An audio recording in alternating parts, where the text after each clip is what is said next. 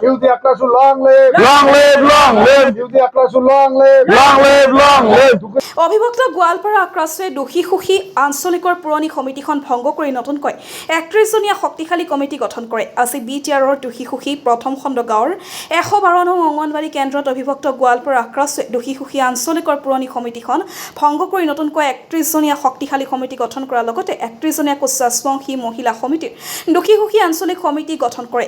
দোষী সুখী আঞ্চলিকৰ নৱনিৰ্বাচিত সভাপতি মনোজ ৰায়, সাধাৰণ সম্পাদক উদয় ৰঞ্জন অধিকাৰী, মহিলা সমিতিৰ সভানেত্ৰী কণিকা অধিকাৰী, সম্পাদিকা ৰাধাৰাণী অধিকাৰী।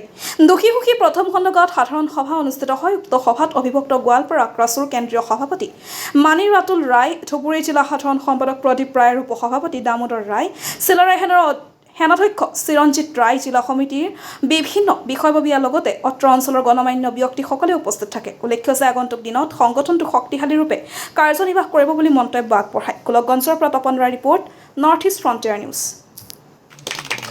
আজি সম্বোধনা অনুষ্ঠান আছে নেকি? আমি আজি বুলি নহয়, আমি একচুৱেলি কমিটি সদায় এখন কৰি গঠন কৰাৰ আমি ইতিমধ্যে আমি আনডিভিডেড গোৱালপাৰা আক্ৰাসৰ উদ্যোগত আমি আজি দুকিচুকিত এখন আঞ্চলিক কমিটি গঠন কৰিলোঁ। পূৰ্ণাংগ এখন ৩১জনীয়া কমিটি এখন গঠন কৰিলোঁ আৰু মহিলা সমিতি এখন আমি পূৰ্ণাংগভাৱে ৩১জনীয়া কমিটি আমাৰ এতিয়া ৬০জনীয়া দুটা কমিটি মিলি আমি ৬০জনীয়া এখন কমিটি ইয়াতে গঠন কৰিলোঁ। কাৰণ আমাৰ আজি মনোজ ৰায়ক আজি সভাপতিৰ দায়িত্ব দিলোঁ আৰু উদয় ৰঞ্জনক আজি জেনেৰেল ছেক্ৰেটাৰীৰ দায়িত্ব দি আৰু মহিলা সমিতিখনৰ দুজনক দায়িত্ব দি আমি যে ২০২৬ চনৰ আগত আমাৰ অসম চৰকাৰৰ মাননীয় ডক্টৰ হিমন্ত বিশ্ব শৰ্মা মুখ্যমন্ত্ৰী ডাঙৰীয়াই কৈছে যে আমাৰ জনজাতিকৰণৰ কাম কৰিব, কিন্তু আমি দেখা পাই আছোঁ এইটো সময়ত আমাৰ জনগোষ্ঠীটোৰ মানে সঠিক দিশত কাম কৰাৰ কোনো তেওঁলোকৰ লক্ষ্য নাই। আমি আজি আক্ৰাসৰ আমি আনডিভিডেড গোৱালপাৰা ভেটি আমি মজবুত কৰি আছোঁ। আমি ইতিমধ্যে আমি দিনে নিশাই নামি পৰিছোঁ। আমাৰ যিখিনি সাংগঠনিক দিশৰ কাম আছে আমি কামখিনি কৰি লোৱাৰ পিছত আমি সঠিকভাৱে প্ৰত্যুত্তৰ দিবলৈ এইখন চৰকাৰৰ আমি সাজু হৈ আছোঁ। কিয়নো দেখা গৈছে আমাৰ জনগোষ্ঠীটোক বাৰ বাৰ প্ৰতাৰণা কৰে।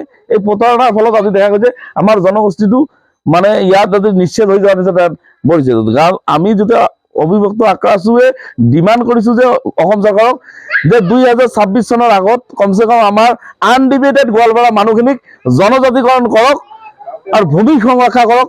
এইখিনি আমি তেওঁলোকৰ ওচৰত দাবী জনাইছোঁ।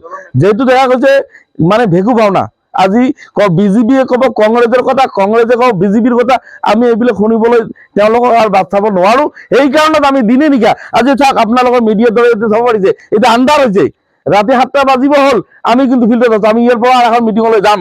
আমি ২০২৬ চনৰ আগত এই বিজেপি চৰকাৰখনক প্ৰত্যুত্তৰ দিবলৈ সাজু হৈ আছোঁ। আমাৰ জনগোষ্ঠী ৰাইজে আৰু তেওঁলোকক আজি কমিটিৰ দায়িত্ব দি তেওঁলোকক আমি দায়িত্বভাৰ অৰ্পণ কৰিছোঁ যে তেওঁলোকে এই অঞ্চলৰ পৰা যাতে আজি সঠিকভাৱে কামখিনি যাতে আমাৰ জনগোষ্ঠীটোৰ কাৰণে যুঁজিব পৰা শক্তি সিহঁতক আজি আমি এটা ৰেডি কৰি আছোঁ।